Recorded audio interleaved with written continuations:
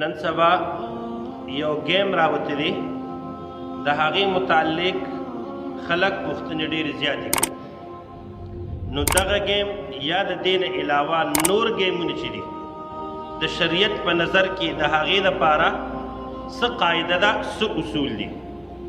نو یاد ساتئ هر هغه گیم چې هغې کې د شریعت یو حکم نه ماتیږي، د الله جل شانه یو حکم نه ماتیږي، یا پې د انسان اخلاقو ته څه نقصان نه رسیږي، نو هغه گیمونه روا دي.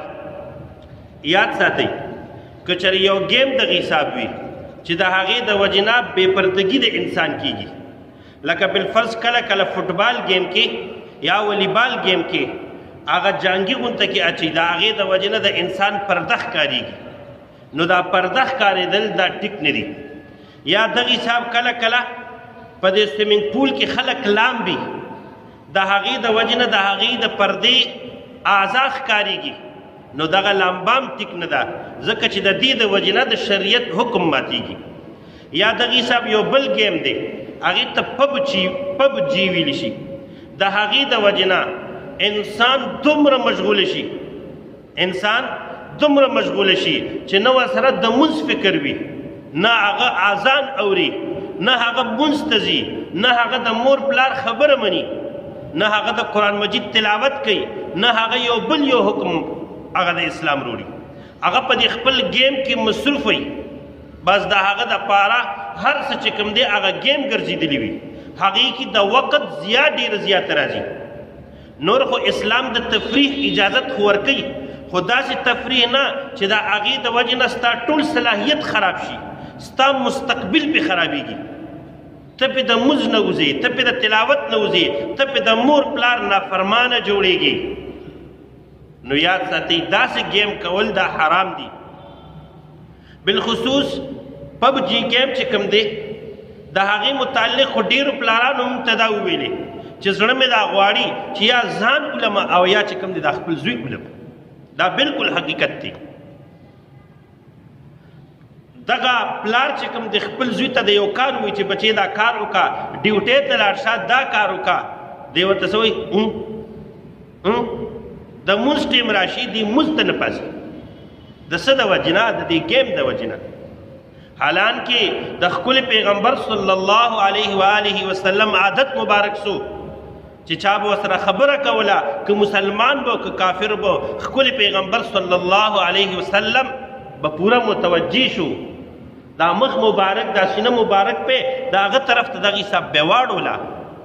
او د دې گیم د وجې نه چې څوک پکې لګیا وي، نو آیا هغه خپل پلار طرف ته مخ کوي؟ هغه خو هغې کې دغه حساب لګي، او کله کله دغه حساب وشي، بلکې اکثر دغه حساب وي د مونځ ټیم پې راشي، دی مونځ نه کوي، د شپې ناوخته پورې دی گیم کوي، د هغې د وجې نه دته د سحر مونځ توفیق نه میلاویږي. رمضان المبارک را روان دی، د خدای دپاره دا گیم شلو یا د دې نه علاوه نور گیمونه شول، دا ختم کوي، یا دغه حساب ټي وي کتل شو، یا ډرامې کتل شول، یا نور مصروفیات شول. د رمضان المبارک دا د یو برکت والا میاشت ده، په دې کې خدا نور فضول مصروفیات پرېږدئ. الله جل شانه د مؤمنانو شان فرمای قد افلح المؤمنون الذين هم في صلاتهم خاشعون. هغه مؤمنان کامیاب دي چې هغې په خپل منځونو کې عاجزي کوونکي، او والذین هم عن اللغو معرضون، هغې د لغو کارونه اعراض کوونکي. الله جل شانه بل ځای فرمایي د خپلو بندگانو صفات فرمایي واذا مروا باللغو مروا کراما.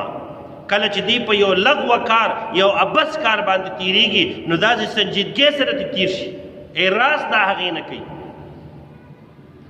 ښکلي پیغمبر صلی الله علیه وسلم فرمایي من حسن اسلام المرء ترکه ما لا یعنی. د مسلمان دا خو اخلاقونه هغه دا دي چې دی لا یعنی او ابس کارونه پرېږدي، دا ابسیات دي. لہذا د دې نه ځان بچ کول پکار دي.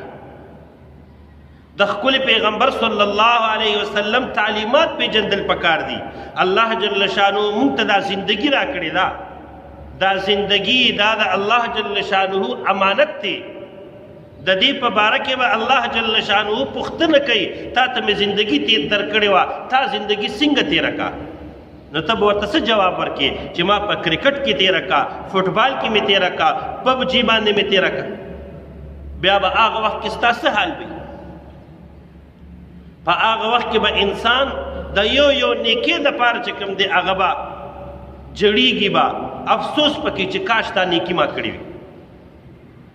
نو لہذا داسې بېهوده کارونه پرېږدئ، بېهوده ګیمونه پرېږدئ، داسې کیل کود پرېږدئ چې د هغې د وجې نه د الله جل شانو حکمونه ماتېږي یا د خپل پیغمبر صلی الله علیه وسلم په تعلیماتو باندې عمل نه کېږي. دا خو ګوره د مؤمن شان نه دی. لہذا مونږ به زندگی تیرو د الله جل شانه د حکمونو مطابق، د خپل پیغمبر صلی الله علیه وسلم د طریقو مطابق، او د هر قسم بېهوده کار نه به ځان ساتو.